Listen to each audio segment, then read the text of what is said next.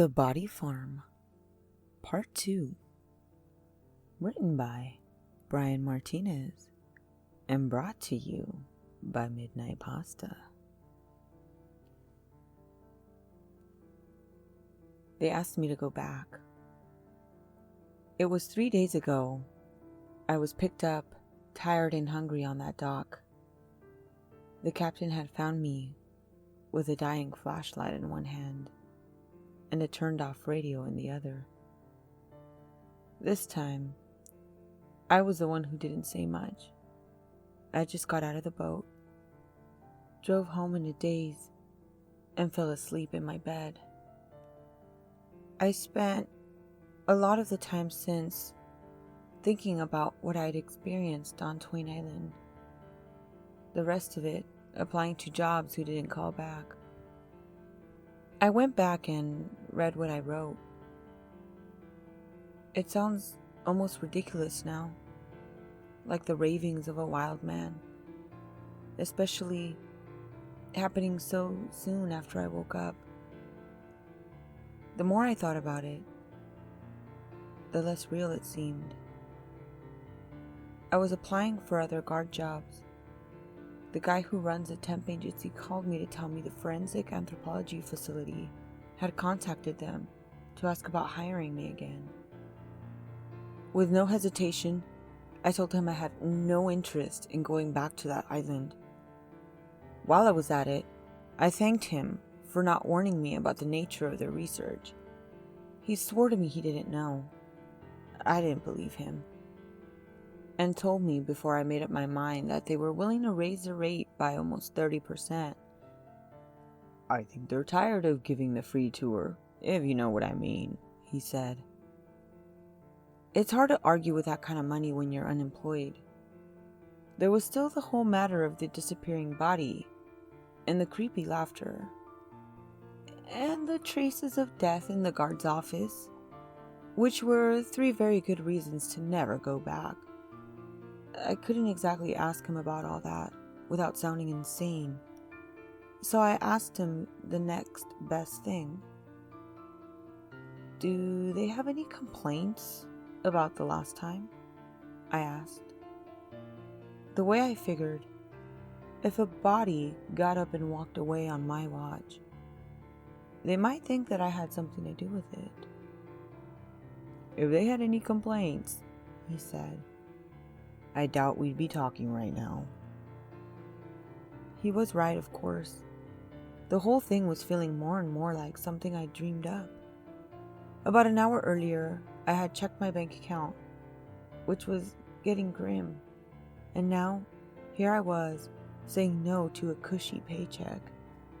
I thought of Eric's advice, how it was the easiest job in the world as long as you could manage the mental bit. Then, I thought of my dad who worked in a high-rise construction for 30 years and once drove himself back to the job site after having his thumb sewn back on so he could finish out the day. God help me. I went. A thought occurred to me as the boat captain drove me over to the island. What if the body actually had gone missing and they were luring me back to question me about it? Or even catch me in the act of doing it again? What if they'd gone to the cops but didn't have enough evidence to accuse me? My stomach sank, and I looked over at the old guy at the wheel. He looked back at me with a funny look in his eye. Maybe it was something. Maybe it was nothing. It was too late to turn around now. When I got to the island, it was still bright out, which helped me get off the dock and onto land. And I was interested to notice that no one had come to greet me when I arrived. I took it as a good sign and went to track down Eric. It didn't take long. He was at the computer in the guard's office. I didn't think I'd see you around here again, he said with a laugh. Apparently, the boat captain told everyone how ready I was to leave when he pulled up the other day. It was a little embarrassing, but to be fair, No one had prepared me for the kind of shit I'd shown up for. Eric found it hilarious, but I could tell he understood where I was coming from. While we were on the subject, I asked him if he had ever heard anything weird on the island, especially on the night shift. He asked me what kind of weird. I don't know. Stuff moving? Voices? He got a soda from the fridge. Uh-oh. Don't tell me you're the superstitious type. That really doesn't fly here. As he chugged the soda down, I assured him I was a rational person, but he seemed skeptical. According to him, despite Twain Island being an island, there were still plenty of animals that lived there. Some swam over, others came over on boats or floating garbage. We've asked Dr. Christensen about animal control, but he says it would ruin the balance of nature, which is important for their data or whatever. I think he just doesn't want to pay for it out of his grant money. It wasn't the first time I got the vibe that no one liked the doctor. After I finished catching up with Eric, he threw away his empty can and announced he was going to complete his final rounds before it was time to go home. I think he expected me to hang out in the office, like he would if he could. So it surprised him when I headed out in the opposite direction. I wanted to reacquaint myself with the island and the interns. Based on the look he gave me, he definitely thought I was a crazy person. The real reason for my walk was even crazier than he suspected.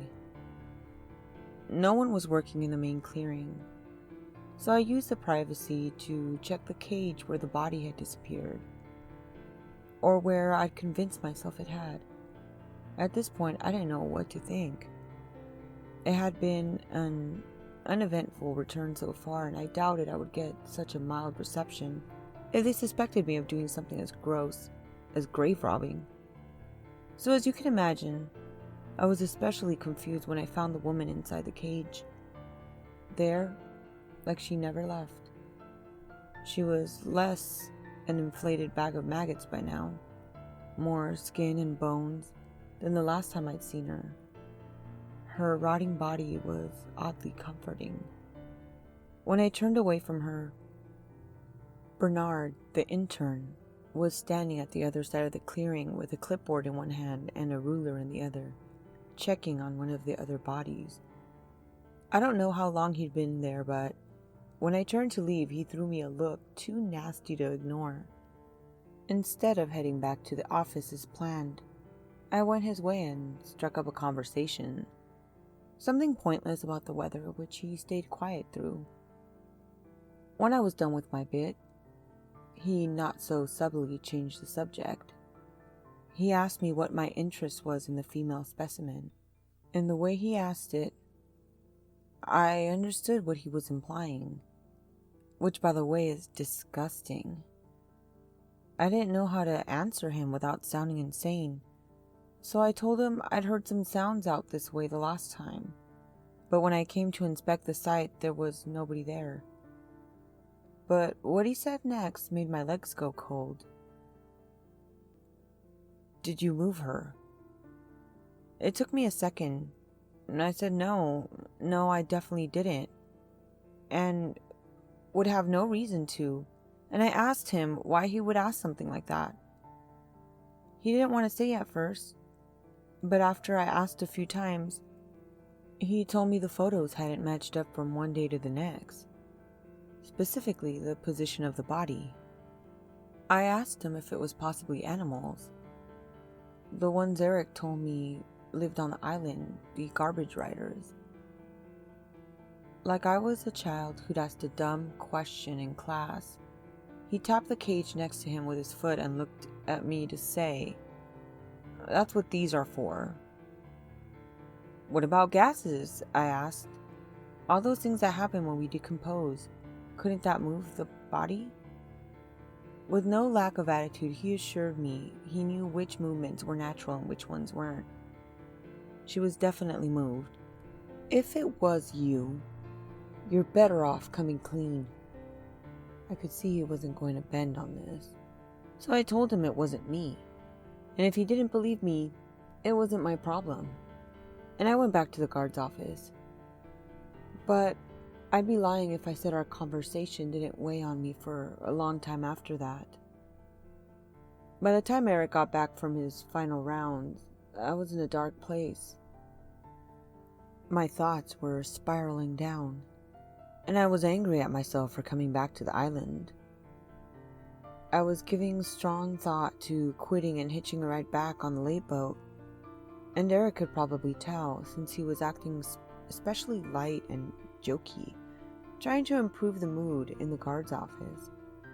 I suspected it was less for me and more for himself, which he proved when he casually dropped that he had some big plans for the night, which would have been ruined if I hadn't shown up. At that point, Terry popped her head in for a few minutes to say hi and ask Eric a question about the alarm system in the main research building. Before she left, she told me it was good to see me again. After she was gone, Eric chuckled and said how obvious it was that Terry was into me. I told him that was bullshit. "Why do you think they asked you back?" he asked. "You were tired of giving the free tour?" I quoted. "There's other guys they could have asked. And she brought your name up like 5 times in the past 3 days. Said you have kind eyes. Who else were they going to bring back?" I didn't put much faith in what Eric said, but it beat thinking about other things. It didn't hurt that Terry was pretty cute, in a weird, works with dead bodies way. The thought of asking her out distracted me for a while. Soon enough, I was alone. The boat came and left, and like an idiot, I didn't get on it. I spent the first hour like the first night, on the internet, visiting the usual time wasters. But after a while, I started to think about what Bernard had said. To be honest, it pissed me off. This guy, this bug-looking prick, doesn't even know me, wasn't even there that night, yet he thinks he can throw around disgusting accusations. Pretty soon, I wasn't paying attention to the screen. I was thinking about cornering Bernard in one of the more private areas of the woods and giving him something real to accuse me of. I'm not an outwardly violent guy, but that doesn't mean I'm incapable of it. Something by the door caught my attention. Movement. I turned in time to catch a spot of darkness moving past the window, and for the second time that day my legs went cold. The shadow was in the vague shape of a person. I'd like to say that I jumped out of my chair, flung the door open, and jumped on the intruder like a damn security guard. But the truth is, I stayed as still as I could. I listened to the grass rustle, and I didn't move a muscle until the sound was gone. A minute later, I stood at the open door, shining my flashlight into the dark. And even though I didn't want to, even though I hated to admit it, I found myself surrounded by the very familiar, very strong smell of rotting corpse. My first instinct, and it would be yours too, was to step back inside and lock the door, radio the police, and shut myself in a broom closet until help arrived. But I also knew that dead bodies don't get up and walk around. That those things don't happen except in movies. I pictured my dad and what he would do in this situation if he was still alive. He would find whoever was screwing with him and jam his reattached thumb into their eye. My undetached one would have to do. Due to an overcast night, the woods were already black. The way the flashlight's beam pierced the night reminded me of footage of deep-sea divers. I moved quietly between the trees, and toward the main clearing, and strained to hear even the slightest sound of footsteps or movement in the woods ahead of or around me. But other than the wind and the ocean, I couldn't hear a thing. What made me happiest, though, was finding the woman's body in its cage where it belonged. Even now, that sounds like an unbelievable thing to find relief in.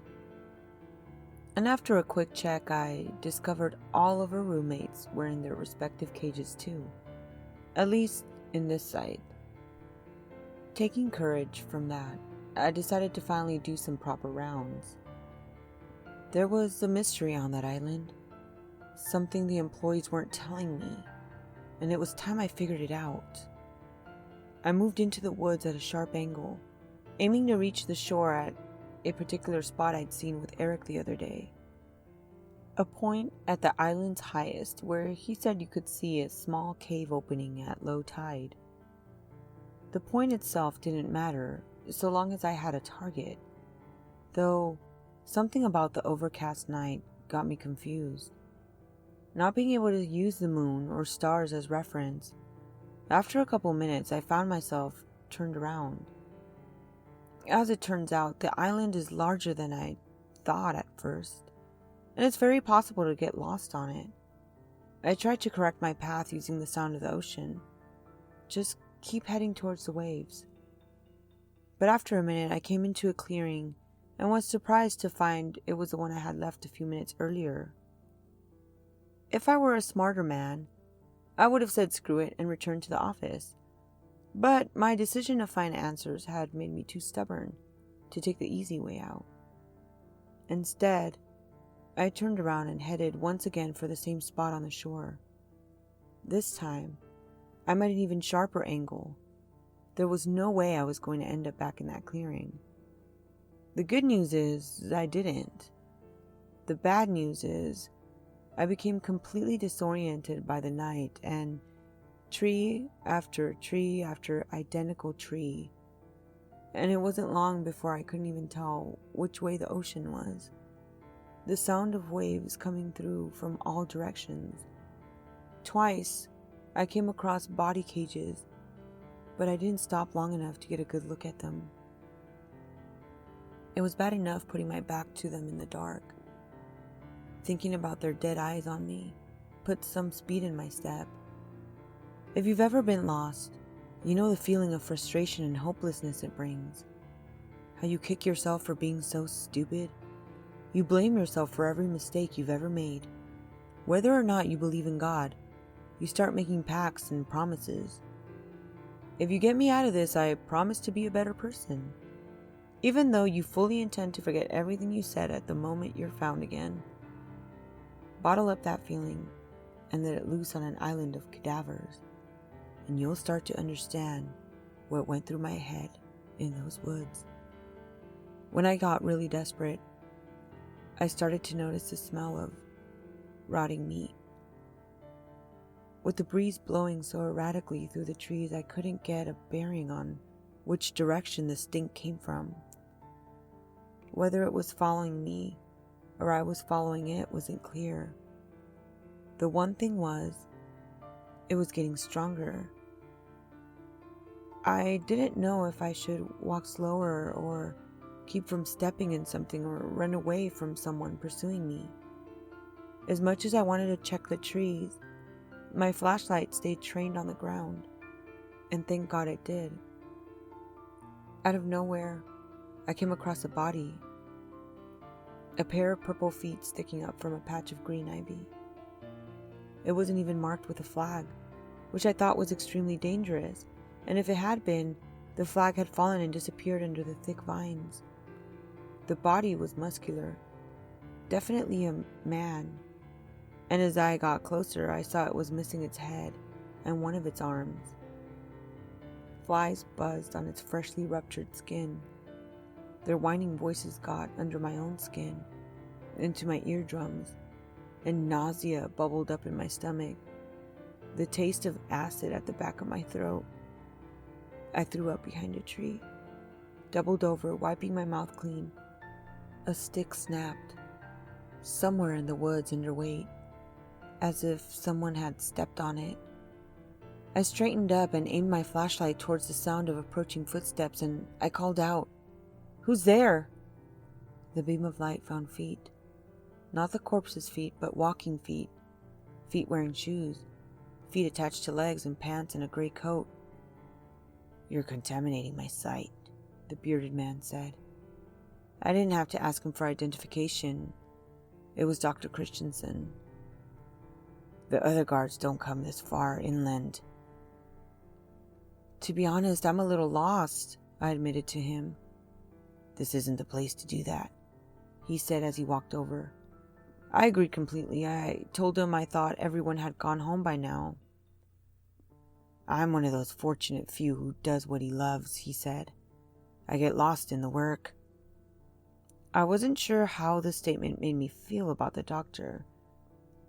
On the one hand, I admired his work ethic, but on the other, a man who could get lost in this kind of work doesn't exactly make you feel comfortable being around him at night. "You missed the boat," I told him, but he shrugged it off. "If I call for another comes," he explained. "Did you happen to walk past the guard's office a little while ago?" His face shifted. "Are you keeping track of me?" I shook my head no. "You worry about people trying to get onto the island. I'll worry about what they do while they're here." I nodded. There wasn't any arguing with a prick like that. He pointed me in the right direction back to the buildings. I thanked him and went to leave, but at the last second I turned back. There was something I needed to know. "This really doesn't bother you?" I asked, but his expression told me everything. He was tired of this question, and not just tired of it, above it. "I find it fascinating. Not that I need to. The data I gather here will give police the evidence they need to catch countless criminals. I guess I can't get over the fact that they used to be people. That guy right there," I pointed. "Do you even know his name?" The doctor no longer looked like he wanted to humor me. "By any remote chance, do you know why I asked you back?" he asked. I told him probably because everyone else said no. Because I don't like to answer questions. That's why I chose an island for my research in the first place. "They say no man is an island," I offered, because I couldn't think of what else to say.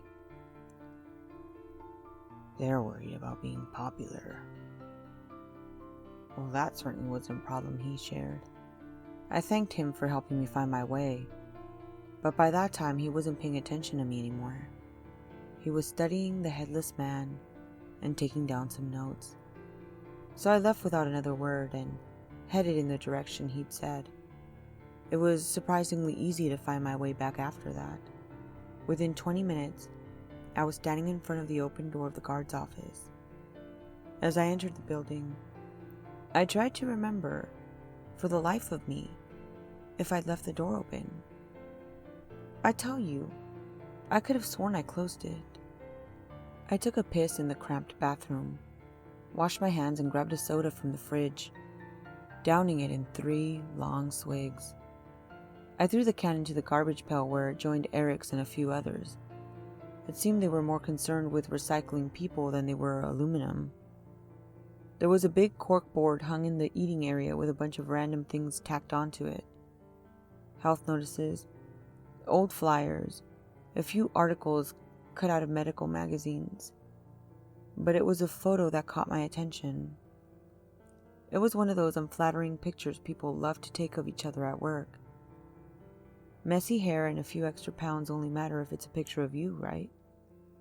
It seemed like a recent photo, probably taken with one of the digital cameras they used to photograph the bodies and printed it out on the office printer. yet I didn't recognize a guy in it. He was in fairly good shape. Arms bulged against the short sleeves of his guard's uniform. On his right forearm, he had a tattoo of a green snake wrapped around a red apple.